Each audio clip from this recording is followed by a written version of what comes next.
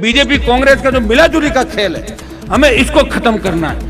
कांग्रेस मुक्त राजस्थान, भाजपा मुक्त राजस्थान, जवानों का राजस्थान, किसानों का राजस्थान, ऐसा राजस्थान जहां रात को 12 बजे भी हमारी बहन बेटियां सड़कों पे निकले, वो ऐसा महसूस करे कि मैं मेरे घर के आंगन के अंदर घूम रही हूं। ऐसा बेमुक्त, भ्रष्टाचार मुक्त राजस्थान, जहां डिग्री से पहले रोजगार की गारंटी हो, जहां माताएं बहनों को उनके बच्चे जब स्कूल से नहीं आते तो इंतजार नहीं करना पड़े कि हर मामले के अंदर मजबूती से अंदर बाहर धरने में बैठे हुए मिलते हैं। और 23 तारीख 24 तारीख जो सत्र चलेगा, राष्ट्रीय लोकतांत्रिक पार्टी के विधायक उन तमाम मुद्दों को लेके लड़ाई लड़ेंगे।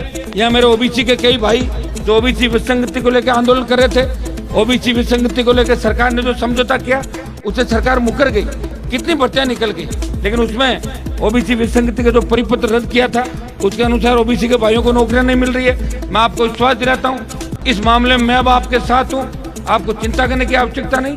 पिछली बार भी विधानसभा के अंदर खींवसर एमएलए, भोपालगढ़ एमएलए ने मामला उठाया था और विसंगति सरकार ने दूर भी करी, लेकिन सरकार ओबीसी के भाइयों को धोखा देना चाहती है। मुझे पूरा विश्वास है कि सरकार को झुकना पड़ेगा। आपसे मेरा इतना ही निवेदन है कि ठगों को पहचान ले। कई ठग होते हैं जो ठगी करने के लिए कभी कभार दिखते हैं और उसके बाद उनके मोबाइल बंद हो जाते हैं, वो भाग जाते हैं। कई ऐसे भी लोग हैं, पूरे जीवन अशोक गहलोत का थैला उठाया और मेरे पर आरोप लगाते हैं कि हनुमान जी की पार्टी तो गहलोत की प्रायोजित है। कोई ये कहता है कि तो मोदी की प्रायोजित है। आप ये बताएं कि मेरी पार्टी अगर गहलोत की प्रायोजित होती तो गहलोत के बेटे को किसने हराया जाके? तो मैंने ही तो हराया था। और मेरी पार्टी अगर मोदी की प्रायोजित होती तो मैं भी मंत्री बन जाता। वहाँ तो लोग मंत्री बनने के लिए कितने धक्के खा रहे हैं, आपने देखा होगा। लोग तो अमित शाह मोदी से मिलने के लिए 6-6 महीने से टाइम मांग रहे। मैं तो छोड़ गया उनका साथ, तुम्हारे बीच हूँ। मंत्री बनने का मेरा कोई है भी नहीं, 2003 में ही बन जाता। वसुंधरा कितनी बड़ी ताकत थी, सब लोग जानते हैं। मैंने देखा बड़े बड़े नेताओं को वसुंधरा के खिलाफ लड़ाई लड़ने की बात करते थे, कोई 6 महीने बाद जाके उसके कदमों में पड़ा, कोई 3 साल बाद जाके पड़ा, कोई 6 साल बाद जाके पड़ा। लड़ाई तो एक ही व्यक्ति लड़ रहा है, वो हनुमान बेनीवाल है, जो आपके दम पे अपनी पार्टी बना के राजस्थान के अंदर लड़ाई लड़ रहा है। भाइयों, दिल्ली के अंदर मैं जाता हूँ तो सेंट्रल हॉल में एक ही बात चलती है कि राजस्थान में तो बीजेपी आएगी। तो आपको कैसे पता? यूपी बिहार के सांसद क्या नहीं, वहाँ तो ट्रेंड है ना, एक बार कांग्रेस एक बार बीजेपी।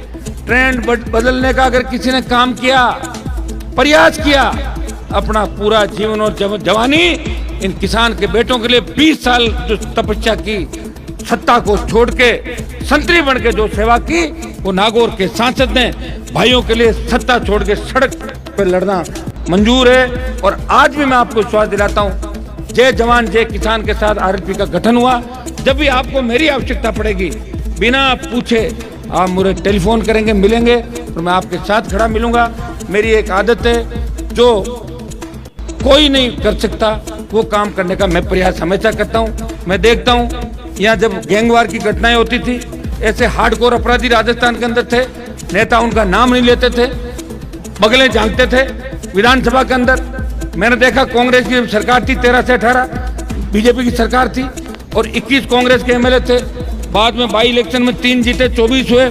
और वसुंधरा राजे जब विधानसभा के अंदर आती थी तो कांग्रेस वाले वसुंधरा के पैर छूने के लिए भागते थे, मैडम नमस्ते, मैडम नमस्ते, और कैसे हो कैसे हो, ये करते थे सारा काम। तो मैंने देखा है उस समय मीडिया के कई साथी मुझे कहते थे कि हनुमान जी आप पे किसकी कृपा है, अकेले लड़ रहे हो। प्रयास किया, गहलोत ने भी किया, वसुंधरा ने किया और अब दिल्ली की लड़ाई है भाइयों। लेकिन मेरे हिम्मत और हौसले को कोई परास्त नहीं कर सका।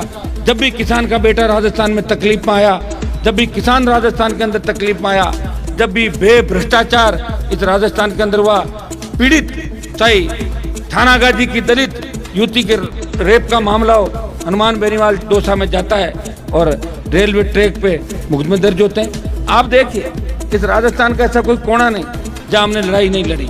लड़ाई किसके लिए लड़ी? आपके लिए लड़ी। और हमारा प्रयास है कि मजबूत लोकायुक्त राजस्थान के अंदर बने। अगर मजबूत लोकायुक्त राजस्थान में बन जाए तो एक लोकायुक्त में रिपोर्ट पढ़ रहा था जिसमें पिछले कई वर्षों में लोकायुक्त ने रिपोर्ट करी।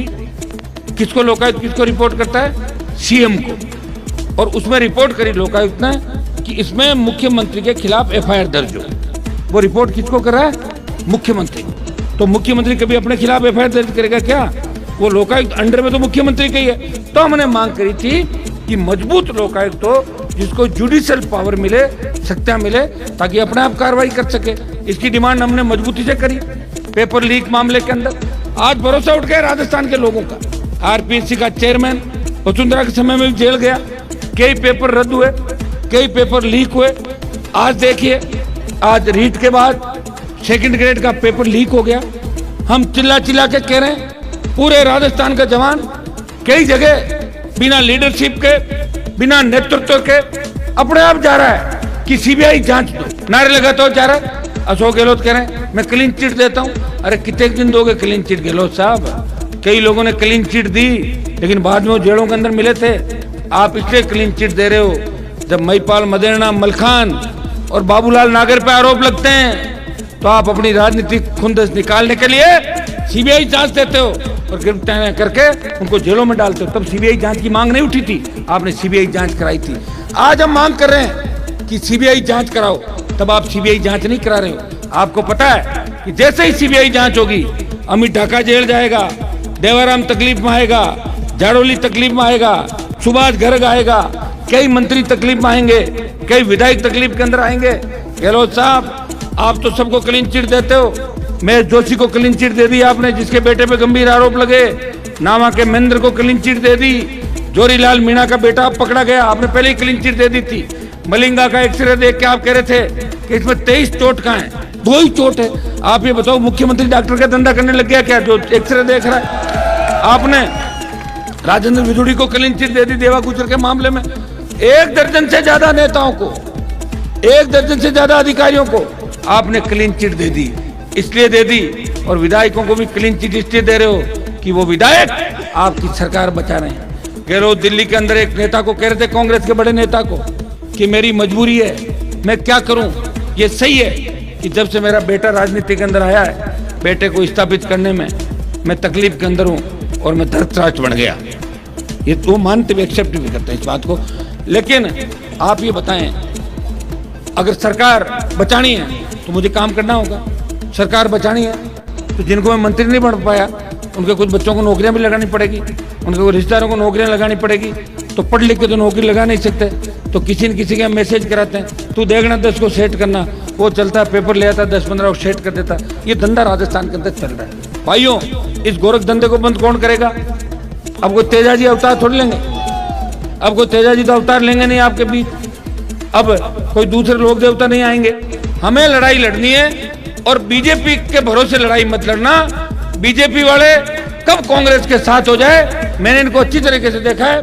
जब सरकार गिर रही थी अशोक गहलोत की, तब आरएलपी सरकार गिरना में थी और वसुंधरा ने 8 विधायक गहलोत की सरकार बचाने के लिए भेज दिए थे। ये तो पूरा राजस्थान जानता है इस बात को। इसलिए बीजेपी कांग्रेस का जो मिलाजुली का खेल है, हमें इसको खत्म करना है। कांग्रेस मुक्त राजस्थान, भाजपा मुक्त राजस्थान, जवानों का राजस्थान, किसानों का राजस्थान, ऐसा राजस्थान जहां रात को 12 बजे भी हमारी बहन बेटियां सड़कों पे निकले, वो ऐसा महसूस करे कि मैं मेरे घर के आंगन के अंदर घूम रही हूं। ऐसा बेमुक्त, भ्रष्टाचार मुक्त राजस्थान, जहां डिग्री से पहले रोजगार की गारंटी हो, जहां माताएं बहनों को उनके बच्चे जब स्कूल से नहीं आते तो इंतजार नहीं करना पड़े कि आधा घंटा लेट हो गया, वैन वाले को फोन करो, स्कूल में पता करो कि बच्चा घर क्यों नहीं पहुंचा। जिस अनजाने डर के अंदर इस ये राजस्थान सांस ले रहा है। हर भर्ती होने से पहले ही लोग कह देते हैं इसका पेपर तो आउट, व्हाट्सएप पे आ जाता पेपर। ये कैसे गिरोह राजस्थान के अंदर पनप गए?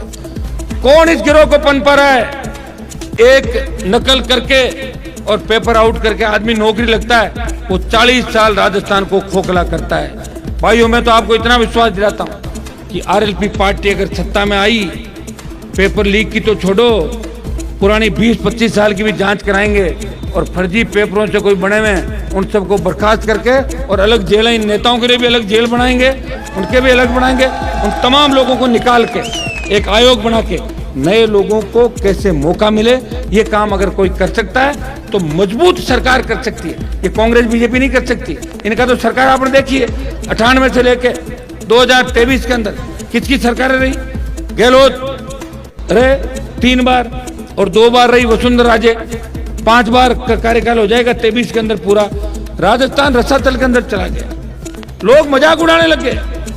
सेंट्रल हॉल के अंदर लोग कहते हैं कि हनुमान जी, अगर पहले यूपी बिहार के अंदर हम पत्राचार के माध्यम से 10वीं 12वीं की डिग्री भी ले आते थे बाहर से, कैसे भी करके लोग ले आते थे, तो कहते हैं कि राजस्थान विश्वविद्यालय से कोई ग्रेजुएशन या पीजी की डिग्री मिल सकती है क्या, या किसी और प्राइवेट विश्वविद्यालय या बोर्ड की मार्कशीट चाहिए, व्यवस्था हो सकती है क्या? आप ये बताओ, कितना बड़ा बदनाम हो गया राजस्थान।